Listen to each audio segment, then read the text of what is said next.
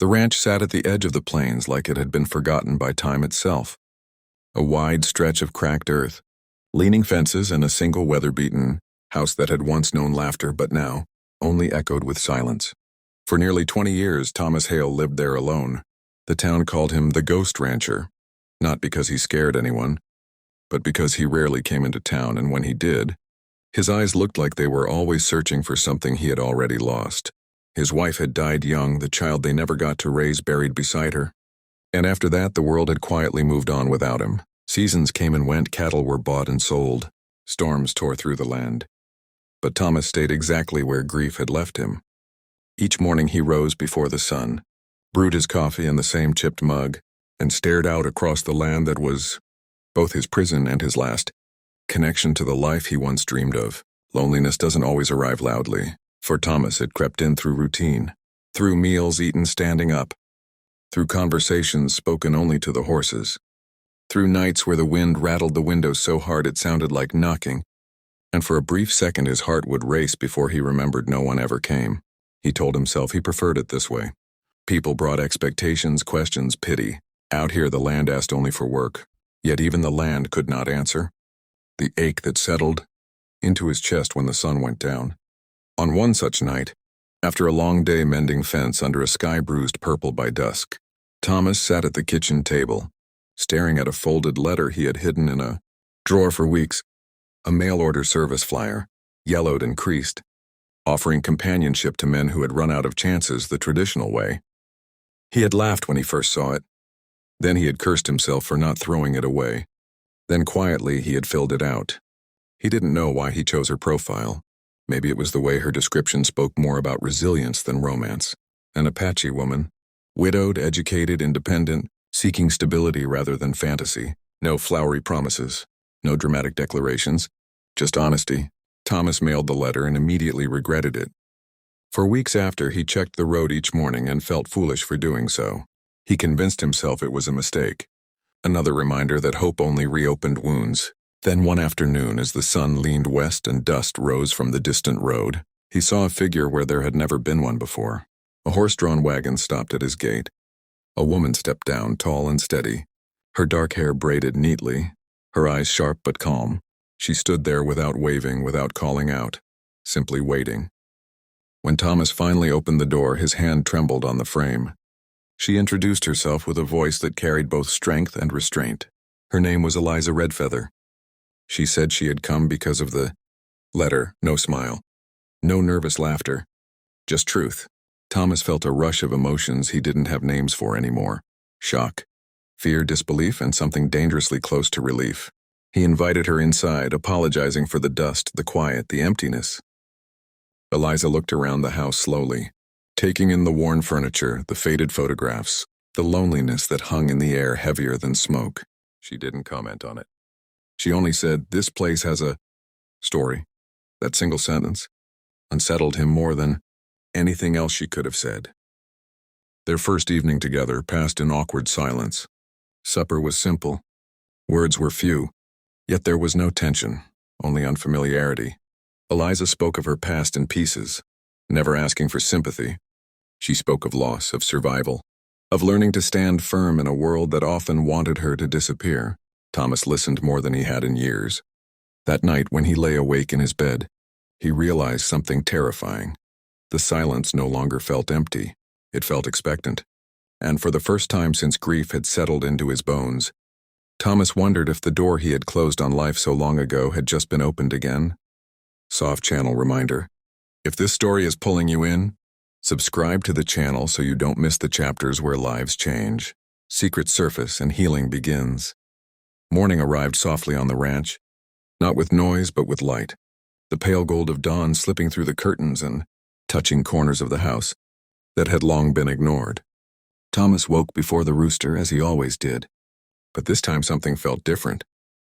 The quiet was still there, the same wide silence stretching across the land, yet it no longer pressed down on his chest. From the kitchen came the faint sound of movement. For a moment his heart tightened with confusion, then memory returned. Eliza, she was real. She had crossed miles to stand at his door, not as a miracle, not as a fantasy, but as a woman who had chosen to try. When Thomas entered the kitchen, he found her already dressed, sleeves rolled, calmly preparing coffee as if she had lived there for years instead of hours. She nodded at him in greeting. Not overly warm, not distant either, just present. That presence alone felt like a promise he wasn't sure he deserved. The days that followed unfolded slowly, deliberately. Eliza did not rush into his life, and Thomas did not know how to rush even if he wanted to. She learned the rhythms of the ranch with quiet determination, asking questions, observing before acting. She helped where help was welcome and stood back where it was not. There were no dramatic declarations between them, no sudden transformation. Instead, there were shared meals, early mornings, long rides across the fields where conversation came in pieces and silences were allowed to breathe. Thomas found himself speaking of things he had buried deep. Memories of his wife, of the child he never held, of the guilt he carried like a second shadow. Eliza listened without trying to fix him. She understood grief not as something to be erased, but as something that must be honored before it can loosen its grip. Not everyone welcomed her presence. When they rode into town together for supplies, eyes followed them. Whispers traveled faster than the wind across the plains. Some saw Eliza as an outsider, others as a curiosity, and a few as something worse. Thomas felt anger rise in him in ways he hadn't felt in years. He was surprised by how fiercely protective he became, not because Eliza needed protection, but because the world seemed determined to misunderstand her. Eliza, for her part, carried herself with quiet dignity. She had faced worse than stares. What mattered to her was not the town's approval, but whether this place could become a home, not just a shelter. The true test came with the land itself. A sudden drought tightened its grip, turning soil brittle and cattle restless. The ranch stood on the edge of ruin, and Thomas felt old fear return. The fear of losing the last thing that had given his life structure. It was Eliza who surprised him most then. She suggested changes, small but meaningful. Techniques she had learned growing up close to the land. Methods passed down through generations. Thomas hesitated at first, pride and habit fighting against change. But desperation has a way of opening doors. Stubbornness keeps shut. Together they adapted. Not everything worked. Some days ended in exhaustion and frustration. But slowly, against expectation, the ranch held on. In the evenings, as the sky burned red and purple, Thomas began to notice something else changing. He laughed. Quietly at first, then more freely. Eliza smiled more often too, though her smile was never careless. They were not pretending the past didn't exist. They were building something alongside it. Thomas realized that love, when it comes again after loss, does not arrive like fire.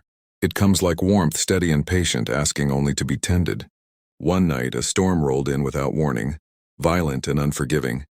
Wind tore at the fences, rain lashed the ground, and thunder cracked the sky open. As they worked together in the chaos, securing the animals, Thomas slipped and fell hard. Pain shot through him, sharp and frightening. For a moment, the old panic rose, the fear of being alone, broken, helpless. But Eliza was there instantly. Steady hands, calm voice, guiding him back to the house. As he lay there, bruised but alive, Thomas understood something with absolute clarity. This woman had not come to save him.